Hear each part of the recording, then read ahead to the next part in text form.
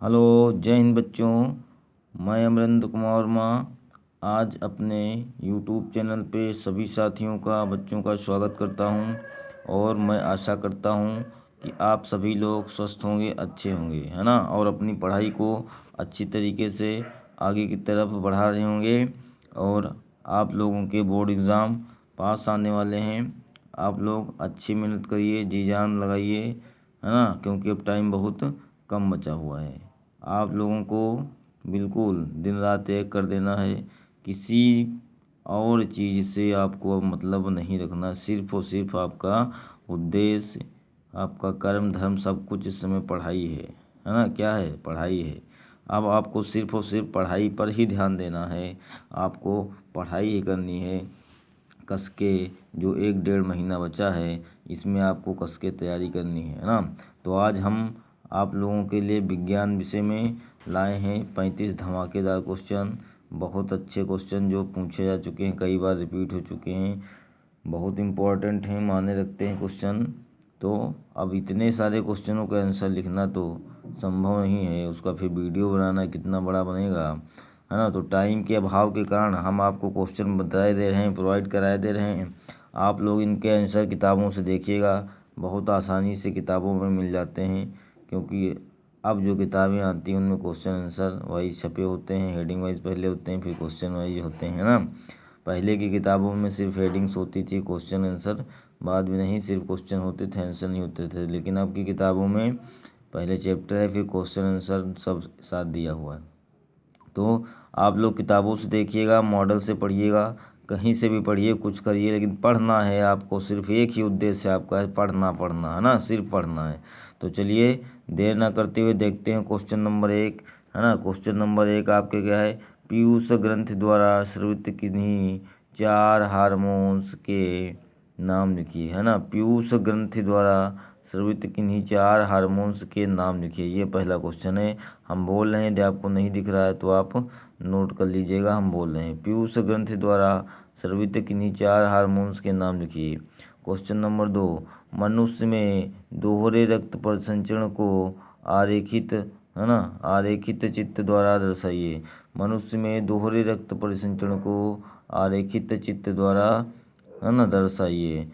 Question number 3, plaster of Paris किसे कहते हैं? प्लास्टर ऑफ पेरिस किसे कहते हैं? इसे बनाने की विधि का गुण व उपयोग बताइए। इसे बनाने की विधि, गुण व उपयोग बताइए, है ना, ये क्वेश्चन। क्वेश्चन नंबर 4, रेडॉक्स अभिक्रिया किसे कहते हैं? उदाहरण देकर समझाइए।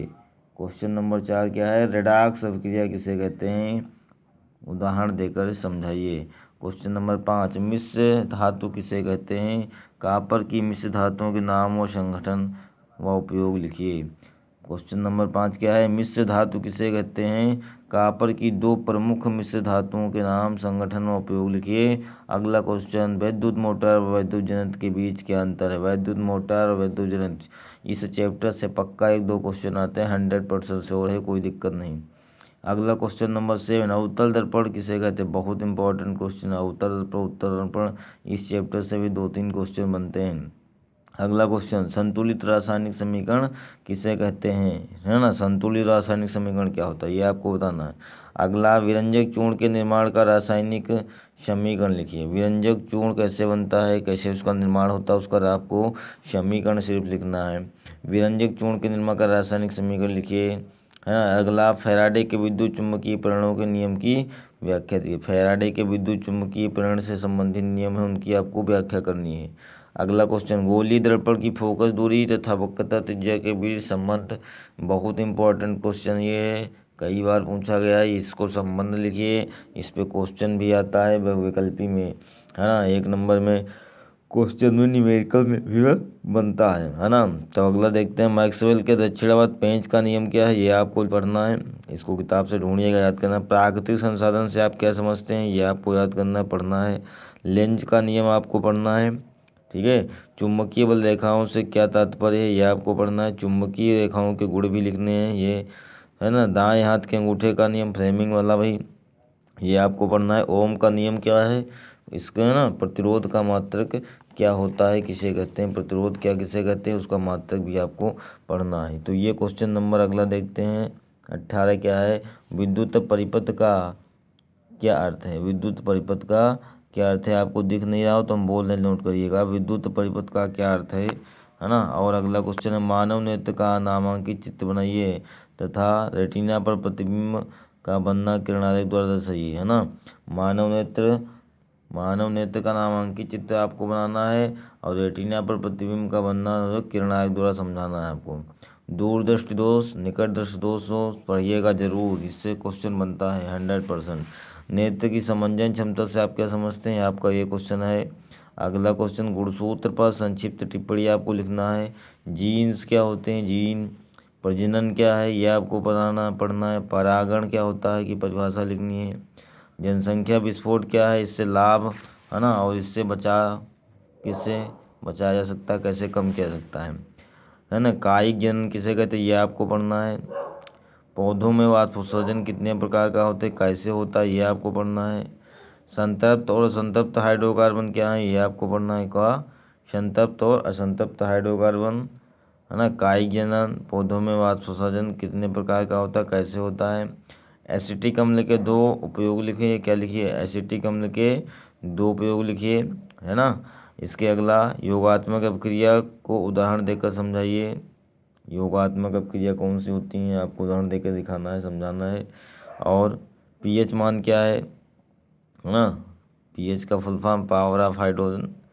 पीएच मान क्या है, ये आपको पढ़ना है। नाभिकीय ऊर्जा का क्या महत्व, ये आपको पढ़ना है। क्या पढ़ना है, नाभिकीय ऊर्जा का क्या महत्व, ये आपको पढ़ना है। और अगला क्वेश्चन देखते हैं, विद्युत मोटर का नामांकित आरेख खींचिए। वैद्युत मोटर आपका पाठ है ना, वैद्युत मोटर का नामांकित चित्र आपको दिखाना है, बनाना है। और इसका सिद्धांत तथा कार्यविधि भी आपको स्पष्ट करनी है। हाँ दोस्तों, इसकी कार्यविधि भी आपको स्पष्ट करनी है। अगला क्वेश्चन नंबर 35, किसी चालक के प्रतिरोध से आप क्या समझते हैं, चालक के प्रतिरोध से आप क्या समझते हैं ना, यह किन किन कारकों पर निर्भर करता है। तो आप जानते हैं कि चालक का प्रतिरोध से आप क्या समझते हैं, इसकी आपको परिभाषा लिखनी प्रतिरोध की, और यह किन किन कारकों पर, लंबाई, क्षेत्रफल किस किस से निर्भर करता है, ये भी आपको बताना है। और दोस्तों, ये न्यूमेरिकल के जो 2-3 पार्ट हैं ना आपके फिजिक्स में, जिन पे न्यूमेरिकल आता है, हम एक दिन ऐसे एक लेसन का एक वीडियो बनाएंगे और आपको देंगे। साइंस के वीडियो आप लोग देखेंगे और उसी टाइप के क्वेश्चनों को अपने आप हल करने की कोशिश करेंगे, है ना। तो आज दिख नहीं रहा हो तो हम बोल रहे हैं, आप नोट कर लेना, कोई दिक्कत नहीं, अगली बार हम कोशिश करेंगे। रेड पेन से हमने जो लिखा हो, रेड पेन अच्छे से दिखाई नहीं पड़ता है, ठीक है। अगली बार हम ब्लैक पेन से लिखेंगे तो अच्छी तरीके दिखाई पड़ेगा, इसकी आप टेंशन मत लीजिए। तो जो बच्चे नए हों और हमारे चैनल को सब्सक्राइब कर लें, और आपको इसमें मैथ और साइंस की बहुत इंपॉर्टेंट सीरीज़ मिलने वाली है, क्वेश्चंस मिलने वाले हैं, उनको आप पहले तैयार करिए। हम ये नहीं कहते कि और मत पढ़िए, लेकिन पहले आप इतने क्वेश्चन तैयार कर लीजिए जो हम बता रहे हैं, जो जो चीज़ें उतना पढ़ लीजिए। उसके बाद यदि आप पढ़ने की और इच्छुक हैं तो एक्स्ट्रा आप पढ़ सकते हैं, क्योंकि आप बहुत बच्चे ऐसे तो कुछ नहीं पढ़ते हैं, तो उनके लिए इतना ही का पास होना ही काफ़ी है ना। तो इसलिए आप घर पे रहिए, स्वस्थ रहिए, पढ़ते रहिए। आपका इस समय सिर्फ एक ही उद्देश्य है, सिर्फ पढ़ाई और पढ़ाई होनी चाहिए, है ना। सब कुछ त्याग दीजिए, 1-1.5 2 महीना बचा है, सब कुछ त्याग दीजिए और अच्छे से पढ़ाई करिए, ठीक है। तो धन्यवाद बच्चों, मिलते हैं अगली वीडियो में।